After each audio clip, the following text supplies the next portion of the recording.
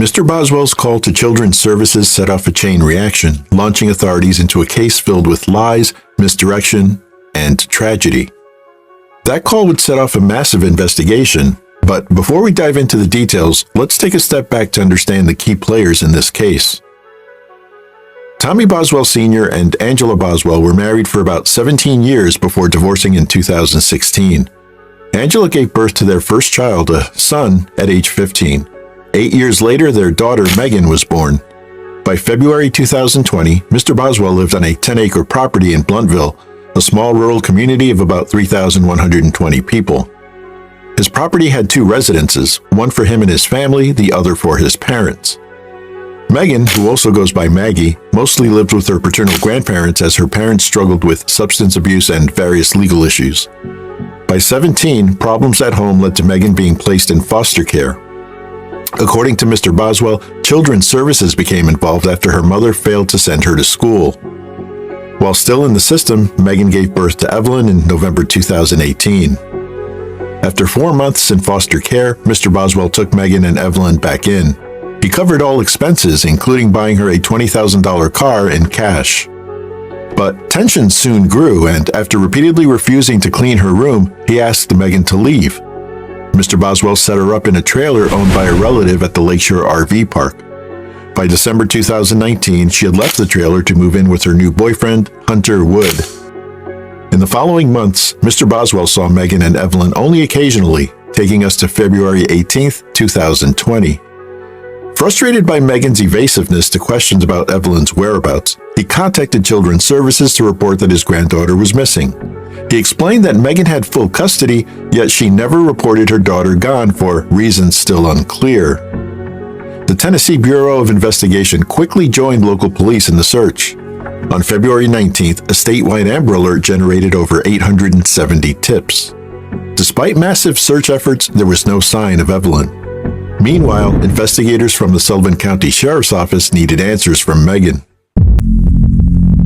Ethan Perry had his doubts early on, but the official paternity test still confirmed what he had feared. He was not Evelyn's biological father. In an instant, the child he thought was his was suddenly a stranger, a devastating revelation he did not see coming. Megan's false statements wasted valuable time and resources, sending investigators on wild goose chases instead of helping to find Evelyn. In missing child cases, every second counts, and her deception only made things worse. By February 25, 2020, Megan was under arrest. She was initially charged with false reporting, and bond was set at $25,000. When she was booked into Sullivan County Jail, records listed her as pregnant, a claim that was later disproven. With Megan behind bars, investigators turned up the heat on the search for Evelyn. On February 27th, they executed a search warrant at the RV park where Megan and Evelyn once had lived. Forensic teams scoured the property using luminol testing and ground-penetrating radar to detect any hidden evidence. 8 days later, investigators executed a search warrant at Tommy Boswell's property, 3 miles from the trailer home. Inside a child's playhouse, they made a gruesome discovery. Evelyn's remains hidden in a trash can, wrapped in tin foil, a blanket, and a garbage bag, discarded as if they were ordinary waste. The medical examiner found Evelyn positioned upside down, a clear sign of intentional concealment. Her cause of death was determined to be asphyxiation, with the manner ruled as homicidal violence, evidence that she was deliberately smothered. For those who had spent weeks hoping to find Evelyn alive, this discovery was devastating. What was once a desperate search for a missing child had now become a murder investigation. That summer, Megan was formally charged with 2 counts of felony murder. She pleaded not guilty, and the case was bound over for trial. As for Ethan Perry, he had long believed he was Evelyn's biological father. However, since Evelyn is deceased, determining paternity is no longer a priority, and as of the date of this upload, no other individual has been publicly identified.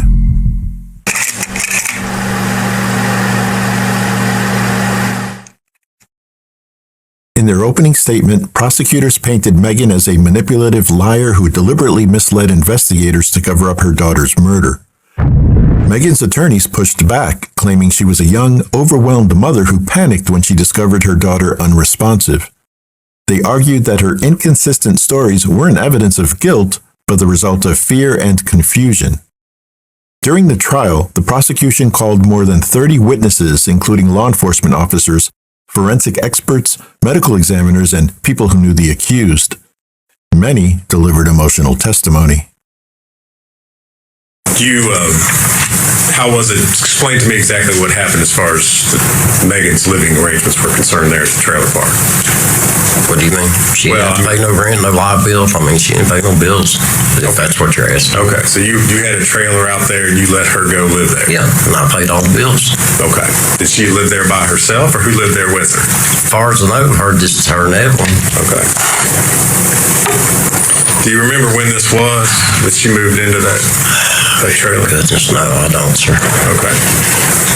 Would you say all this stuff I've tried to put back in my brain and want to forget it, and I'm trying my best to remember it. Well, I appreciate that. Okay. So she and Evelyn are living in this trailer by themselves out on Sugar Hollow. Is that right? Yes, speak up. Yes. Okay. So you shake your head, yes. Okay. Are you okay? Yeah, I'm fine. Okay. If you need a minute, let us know. Okay. I'm good. Okay. Did you ever go out and see Megan and Evelyn when they lived there at the trailer? A few times. Okay. Did you see the condition of the trailer, what it looked like?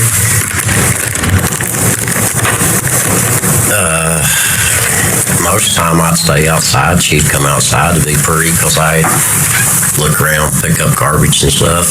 Okay. So But a couple times I went in, but not that much. Okay.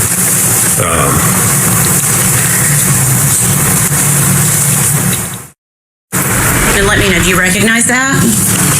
What is, okay, what is it? It's text with me and Megan on December 23rd, 2019 at 4:44 p.m. Okay, and is that a fair and accurate representation of your conversation with Megan on that date? Yes. Your Honor, we'd ask that be admitted as exhibit number 77. Before you said 77, what date was that? December 23rd.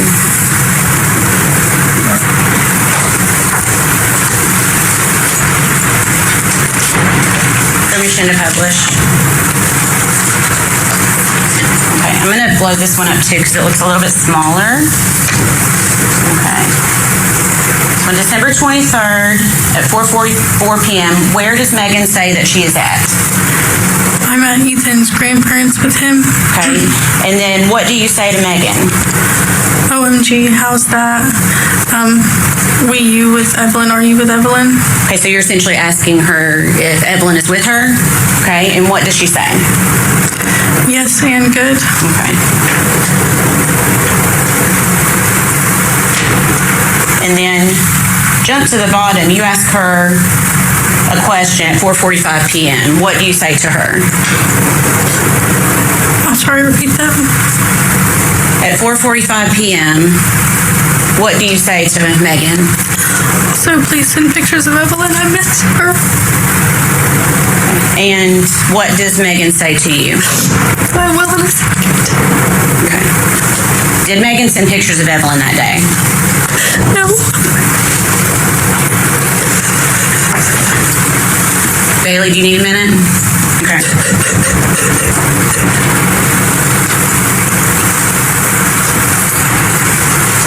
Do you have water?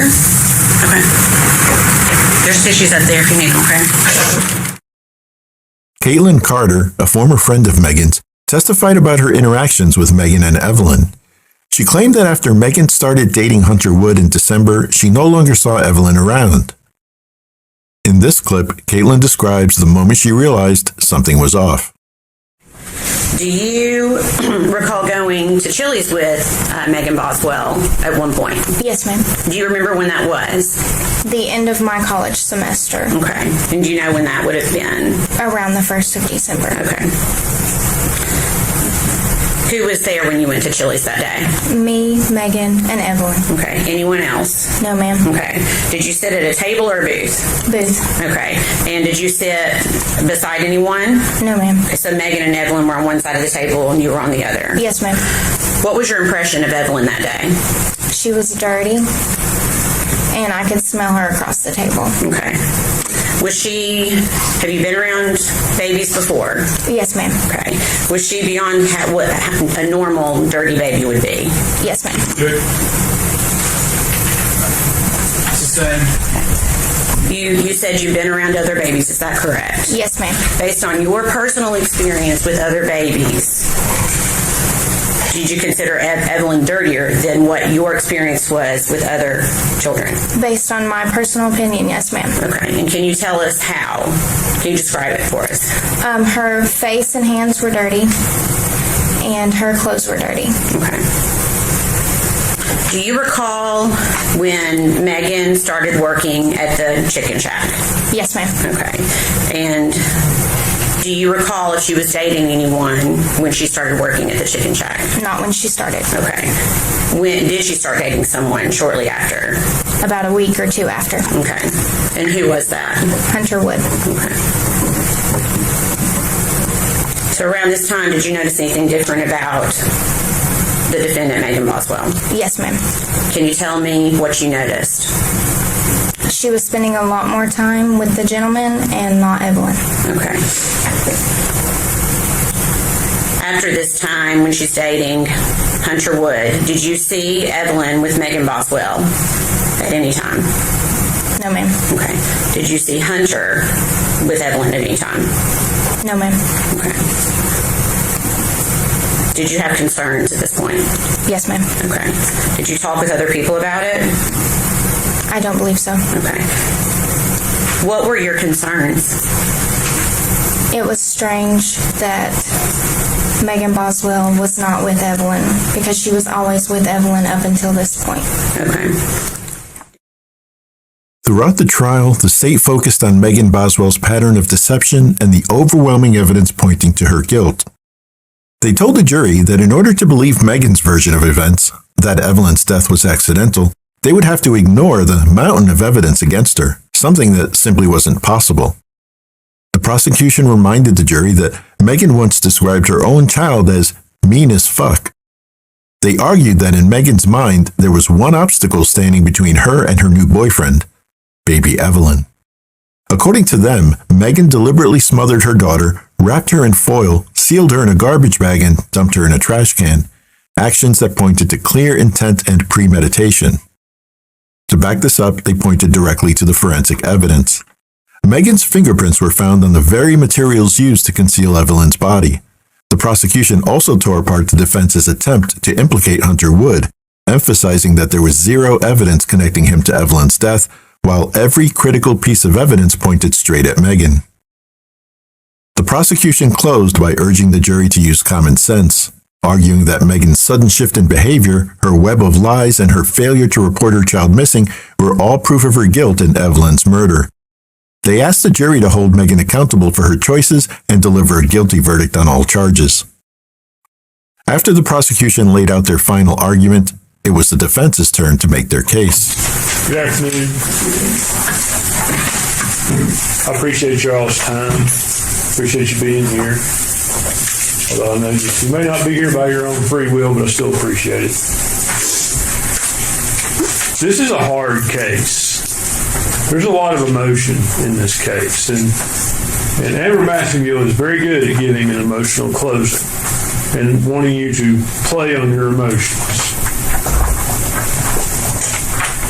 The jury instructions will tell you this case is not about your emotion. It's not about sympathy. It's not about anything else. It's about proof and what's in the evidence. That's what this case is about.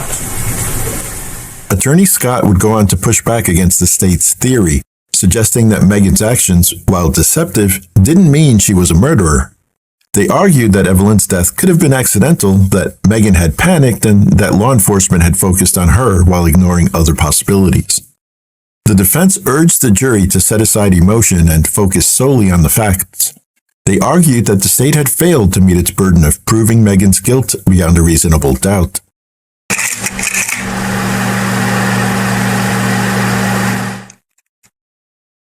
After roughly 4.5 hours of deliberation spread over 2 days, the jury returned a verdict. Megan Boswell was found guilty on all charges, including 3 counts of first-degree murder, aggravated child abuse, and aggravated child neglect. With the verdict delivered, the proceedings shifted to the sentencing phase. Before the jury determined Megan's fate, her mother, Angela Boswell, took the stand, making a final plea for leniency in hopes of securing her daughter a chance at parole. Ma'am, state your name for the record. Angela Boswell. You are Megan Boswell's mother? I am. Okay. Ms. Boswell, you know the purpose of being here today? I do. Okay. I want to ask you some about Megan's home life and growing up, but I guess I want to ask you first a little bit about yourself. Okay. And I'm asking you these questions, Ms. Boswell. I'm not trying to embarrass you or cast any aspersions. No. You married Tommy Boswell when you were how old? First time 15. You speak into that microphone just a little more, please. The first time 15. Okay. And when did you become pregnant with your first child with him? I had my first in April and turned 16 in July. Okay. And who was that child? Tommy Jr. Okay. And then you had Megan at some point. How old were you when you had Megan? There's 8 years difference. I was almost 24. It's okay. So, let's talk about Megan's life growing up. Would it be fair to say that during her lifetime she's witnessed drug use between you and her father? Yes. What type of drugs? Opiates, mainly. Scoot up and speak into that so the jury can hear you. Opiates, mainly. Did that drug use lead to other problems? Yeah. Arguments, fighting, yes. Okay. You say there Strife. strife. That's what it brings, yes. Non-stop. Is that something that went on pretty much her entire childhood growing up? Yeah, from the time she was pretty little, yeah. Okay. Yeah. Now, did she witness fights between you and her father? Yes. Okay. I think at some point her father was convicted of aggravated assault and kidnapping. Yes. Were you the victim in that? Yes.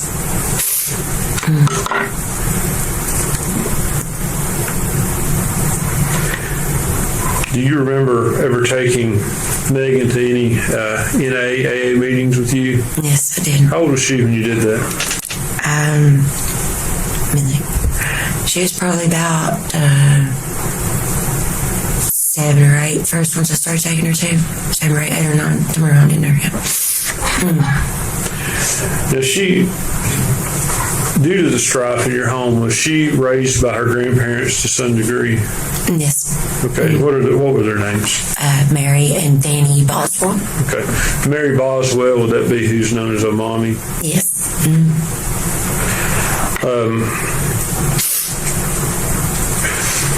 These problems, do you feel that it's partly your fault, the problems Megan's experienced? No, absolutely. Yes. Yes, absolutely. Now, unfortunately, your problems, they went on up into, we saw a video in here of you being brought down from the jail to talk with her in 2020. Yeah. So even up until the time she went to jail, you were in and out of jail. Yeah. Okay. Yes. I've been. Have you been convicted of numerous crimes? Yes. Okay. Now, have you managed to straighten up at this point? I have, yes. Are you hoping to? Yes. I pray every day and just, to do my best and try. I've learned the importance of a mother's role, but not for Megan, I didn't. All right. I failed her on that miserably. And you're here asking the jury to give her a sentence of life as opposed to life without. It's Maggie is at her core. She's a generous, kind-hearted person. And through all Maggie's went through, Maggie still has potential. You know, she was trying so hard. You know, she didn't repeat my mistakes. Maggie learned from my mistakes. She was trying to do better with Eve. You know, she wasn't repeating.